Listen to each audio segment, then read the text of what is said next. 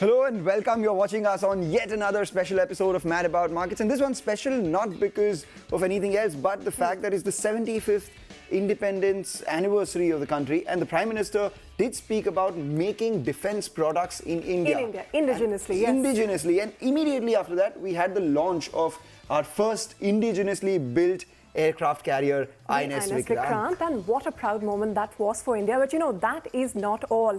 The Defence Ministry has released yet another list of items that should be procured from Indian companies instead of being imported. And as a result, defence companies in India have seen their share prices rally.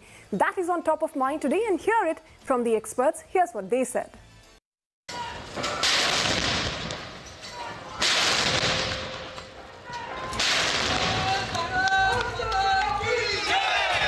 कौन हिंदुस्तानी होगा जिसको ये बात एक आवाज उसे नई प्रेरणा ताकत नहीं देगी। जब हमारा ब्रह्मोस दुनिया में जाता है, कौन हिंदुस्तानी होगा जिसका मन आसमान को न छूता होगा।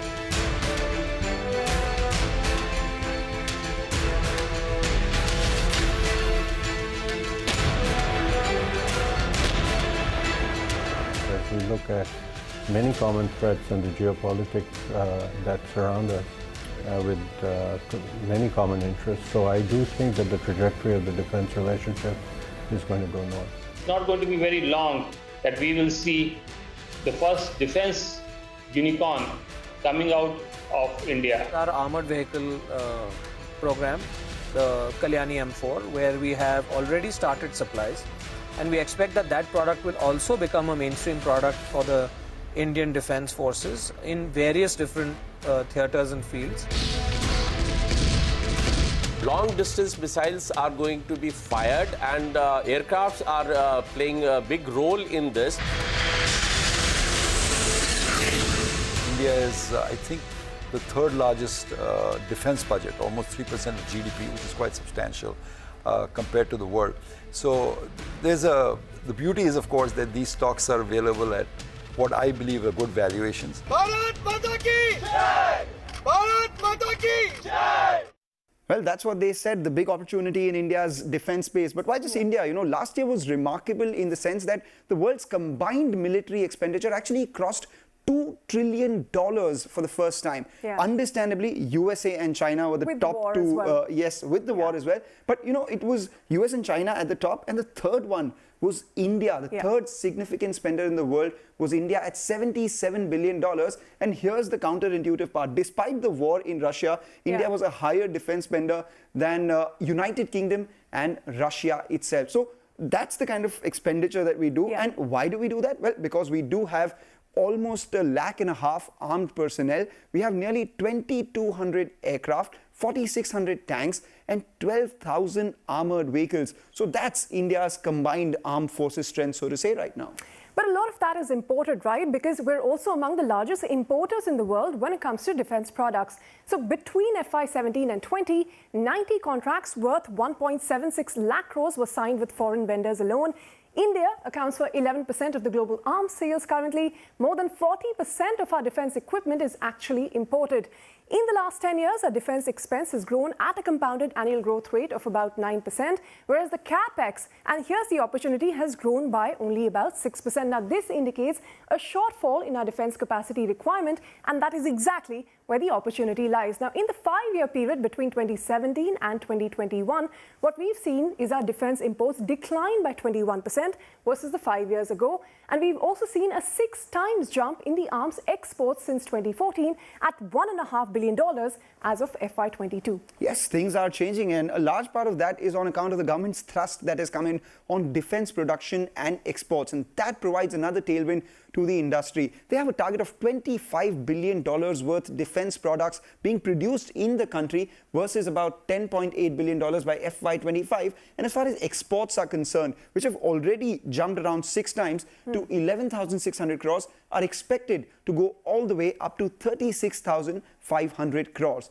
Now, if you take a look at the share of indigenous products in the Indian Army or the Indian Armed Forces, it's the Indian Army which has the highest share at 82%, and we have Indian Navy which has 61% of their expenditure which is done indigenously. And as far as the Indian Air Force is concerned, here's where we are more dependent on imports still, with only 47% of the capex requirement being met indigenously. And that gives you a sense of the opportunity. So on that note, let's bring in our guests on the show.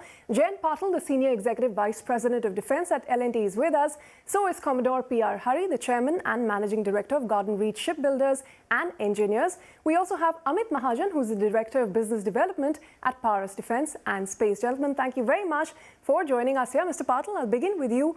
What is the kind of current revenue composition at L&T Defence? Tell us about that, and how much is it from India versus abroad? In case of Larsen & Toubro, it's about 4,000 crores per year is what we do for in the defense sector. Government is obviously the lion's share of it. I must say about 90% is government. Private, there is virtually nothing, because you can't sell anything in defense to anyone else other than government. And of course, about 10% is export. All right, 4,000 crore revenue with 10% being exports and 90% to the government itself. Commodore Hari, coming to you, what do you think is the size of the opportunity for indigenization, specifically for Indian Navy? See, as far as the potential is concerned, it is huge. With the government thrust on indigenization, with if you just see the budget for FY23, 68% of the capital procurement has been earmarked for domestic industry. Now, both the Indian Navy, the biggest, naturally the biggest customers, domestic customers are the Indian Navy and the Indian Coast Guard. Both these forces are aspiring to be, as per their perspective plans, aspiring to be 200 fleet strong by 2025 and 27 respectively. So the opportunities are galore. All right, so we've got a sense of the opportunity, but Amit, just take a step back and tell us, what according to you has really changed for the industry in the last few years? Of course, now we're seeing this thrust on indigenization of products. This indigenization, the drive that we're talking about, this is one of the biggest revolutions that has happened in the defense industry. Say 5 years back, or for that matter, I would like to take you 10 years back. There used to be, if you are buying something domestic, then there were a multiple set of tests. You had to prove your quality and you had to prove your suitability, and you were always being compared to a foreign product or a foreign solution in that particular domain. Now today, what has changed over the period of so many years is, if you have to import, then you have to give multiple justifications. Now you can imagine the sea change that has happened in the procurement procedures. Today, the domestic supply is not just considered to be a cost-effective supply, but also a supply which will give them support over and above the sales. So once you supply something for the defense forces, you are also there, because of you being an Indian company, you will also be there standing with them to support those systems. So the opportunities right from tank to the aircraft, the opportunities are on each and every platform. And the first priority for procurement is given to a company which is indigenously designing, developing, and manufacturing those systems here in the country. Well, hang in there, gentlemen. You guys have been talking about indigenization, so let's talk about the government's increased thrust on indigenization itself. In the previous budget itself, 68% of the capital procurement has been budgeted for the domestic industry in the defense sector. And that's not all. As per the defense FDI policy in 2022, the FDI or foreign direct investment limit has been increased from 49% to 74% under the automatic route for items with 50% indigenous production. But that's not all. The big game changer happened between August 2020 and now. The multiple lists that the government released, called positive indigenization list or negative import lists, periodically with 101 items, 108 items, May, and then it came on to December. And as recent as March as well as August 2022 itself, put together all these lists that have come in for line replacement units, subsystems, platforms for defense, etc., we've seen over 1,500 items being included in these positive indigenization or negative import lists. And that's the kind of thrust that we've seen for domestic defense industry as a whole. Well, that's a whole long list of items that have been indigenized, and that is the opportunity that we're continuously talking about here. What we've also had is major achievements in this space. INS Vikrant, which Mangalam referred to earlier, was our first indigenously built aircraft carrier. INS Arihant is our first indigenous nuclear submarine. Tejas has been indigenously built. It's a combat aircraft by HAL, and we also have a whole host of indigenous missile development plans, like you have Akash, Prithvi, Nag, Trishul, Agni, among others. Now, among the listed players in the defense space, we understandably have a lot of public sector entities like HAL, you have your BEML, Mazgaodo, Cochin Shipyard, Bharat Dynamics, and a whole host of others. And in the private space, you have the likes of Tatas, you have Mahindras, you have Ashok Leyland, Solar Industries, Para Defense, and so on. So all of this participation by these players has been increasing, and their expenditure on defense, of course, also has been increasing. Let's pose that question on the revenue opportunity as well. To Mr. Patil, how has the revenue for defense players in India changed in the last 5 years or so? Have you on the ground as well seen a big change? This sector opened about 2 decades back for private sector. Really speaking, the private sector involvement began just about 15 years back. But of that, I must say, last 7-8 years have been exceptional. It used to be 1/3 that used to get bought within the country. Today, it's 68% to be precise. 92,500 crores per year is what Ministry of Defense spends on buying from Indian companies, and that's a large number. The private sector contribution out of it used to be just about 7-8 years back, less than 5%. Today it has reached 25%. So that's a 5-fold increase within last 7-8 years. And that's essentially where lots of private sectors would do well. Going forward, these numbers are supposed to be increasing. The ballpark is about 15% CAGR going forward. We've seen that last 3-4 years, about 13 to 14% capital improvement in terms of budget allocations has actually been done. 15% CAGR is the revenue projection in terms of growth. Commodore Hari, would you concur with that? What exactly is your revenue target over the next few years? You did about 1,100 crores in the previous financial year. Now, since about the revenue, as you rightly said, I'm sitting on an order book of 23,000 crores, and with the current execution plan, the order book will get nullified by FY27. So right now, during FY22, my revenue from operations was 1,758 crores, and this year we expect definitely the mid of the 2,500 crores. And we are on an upward trajectory. With FY25, I expect somewhere ranging between 4,500 to 5,000 crores. So 23,000 crore order book in the pipeline. But Amit, let me bring that point to you as well. What is the proportion of your products that are now eligible under this list that has been released to be made in India versus what it was earlier? Actually, 100% of what we are doing is relevant to the positive indigenization list, because over the legacy of 4 decades of our company, we have been striving for import substitution. We have been a pillar or a nucleus of import substitution all the time. Today, we get that psychology, a momentum by a positive indigenization list. Almost all the platforms, all the components mentioned therein, we will have either pin to aeroplane contribution to that. We are very, very proud to mention that there are some systems which are into that list because we have developed those systems, and we, after development, also are the only company in India to do those systems. So this is again a very, very positive and a very moment of pride for a company like ours. Take that point, Amit. You cater to a various, repertoire of the Indian defense requirements. But what segment do you see the most amount of promise in? So we still focus on the Army and the Navy. They are our biggest consumers when it comes to Paras defense. Apart from space, So even space organizations is a big opportunity for us. But when it comes to Army and Navy, the indigenization, although the percentages that you have said, it translates into the tier 2 and tier 1.5 systems are still being imported. The tier 1 is indigenized. Now, when we look at tier 2 and tier 1.5 is an opportunity for a company like Paras who are in that space. Well, hang on, gentlemen, let's get some more perspective because it's not just the buyers, but also the sellers who are getting ready for this big opportunity.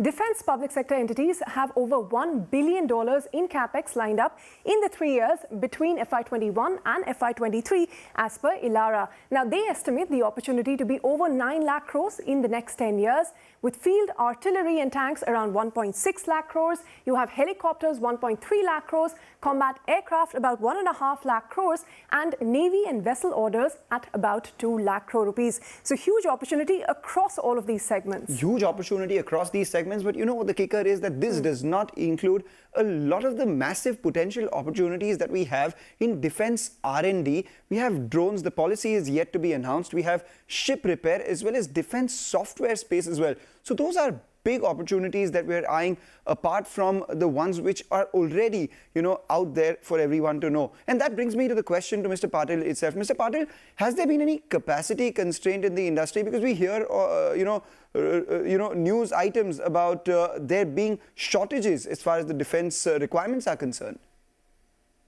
I must say that the few in the industry who really have taken that kind of a blind faith in future, as to say just about Larsen & Toubro, we put in about 8,000 crores of capex in place. And this has been done to that extent, expecting the markets to be doing what they seem to be doing now. Now, this is essentially where it makes a huge difference. So some of us in industry, and Larsen & Toubro is not the only one, some of us actually have put in those investments and more are coming by the day. It's more of a case of if there's an opportunity, money will be found. All of us in industry know that if there's a serious opportunity to be becoming visible, all of us will find money and invest. It's to some extent a chicken and egg syndrome we are really talking about. What is real will certainly get investments. I don't think investment is a constraint. All right, hang there, gentlemen. We'll just take a short. Welcome back on Mad About Markets. We're discussing the large opportunities in India's defense sector and the mega thrust on indigenization. So this is the part of the show where we talk about both the yays and the mays. Let's talk about the yays, which are the tailwinds for the sector. For one, it is a big market like we've been talking about, and a large buyer in the form of the government of India. And why just that? All the other governments around the world as well. In India, we are seeing easing policies for supply, and that's adding a key momentum driver for the segment. The other one are high entry barriers and for newer players, so that keeps the existing players in a relatively comfortable spot. The opportunity for exports is huge, and so are the targets. And then there have been a lot of capex plans made and capex committed by existing players. So those are a bunch of tailwinds that we have for the defense sector over and above what we've been talking about so far. Well, I take your point, Mangalam. There is a lot going on for the sector, but it is time now to flip the coin and look at the other side as well, because you have a long onboarding cycle that is definitely a negative for the sector. Capacity constraints, and especially when you compare it to the kind of demand we have, is also a negative. Incomplete tech transfers from foreign partners, and that is why the reliance on them is also something that is not working for the industry. A long working capital cycle, something that I guess also spoke about today, and the high risk of quality control issues. All of this pose some serious challenges for the growth of the defense sector. I'll take your point, Ritu. Quality, that's always a concern. So let's pose that question to Amit. Amit, are Indian products as good as international players? Should we worry about quality? I don't think so, because quality is completely relative according to me. Every manufacturer wants to give the best quality. If you give him one-off piece to manufacture, even the biggest and the best manufacturers which you know today will have some flaws. But if you give him 1,000 numbers to manufacture, he will develop and manufacture it in the world's best quality. You take it any manufacturer from any country. So the very fact that now today the Indian market offers you the same product, multiple quantity and larger business vision So the quality will become world-class in the next few days to come. Right now, we were always in a development mode. The Indian industry was always in a development mode. So hence, the quality was still adaptable and still quite good, but it will become world-class as the same product is being manufactured in larger quantities. Take a point, Mr. Patil, for putting all the risks on the table here as well. But let's go back to Commodore Hari. You said that your entire order book would be exhausted by FY27, but in the near future, what are the major orders on the anvil for you? We have recently won a RFP, that is a bid for next generation ocean-going petrol vessels. And from that alone, we expect the contract to be concluded during the current financial year itself. And we expect around 3,200 to 3,500 crores. This for 4 ships. Now, the next generation corvettes, as I had mentioned, this was approved by the DAC sometime in June. I expect the RFP to be out during the next financial year.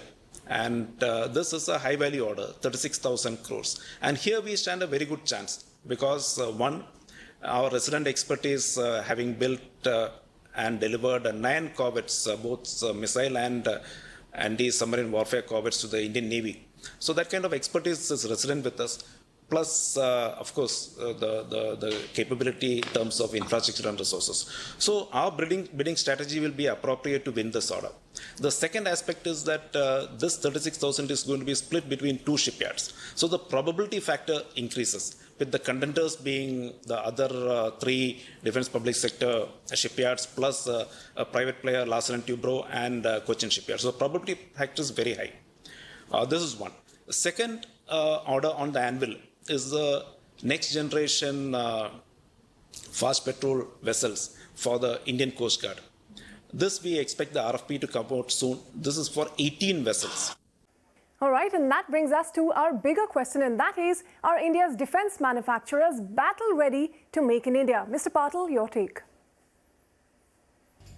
We are absolute firm believers that within the land and the naval sector, the country truly doesn't need to import anything. It's the air segment wherein to some extent, some of the allocations on the platforms is where there's only a public sector undertaking which produces the air platform. Tata have just about entered there, but there's a lot to happen in the air segment. The other parts, we are absolutely clear, can always be done within the country, and that's essentially where it links to what the government has issued in the form of those 3 negative lists, or we call them today the positive indigenization list. So 310 major equipment platforms cannot be imported into this country, and that's a huge opportunity and a great way to look forward to in terms of what will come. All right, thanks a lot, Mr. Patil, Mr. Mahajan, as well as Commodore Hari, for taking the time out explaining to us the opportunities and risks associated with India's defense sector. On that note, what we'll do is wrap up on this edition of Mad About Markets. Thank you for watching. And we'll see you same time next week.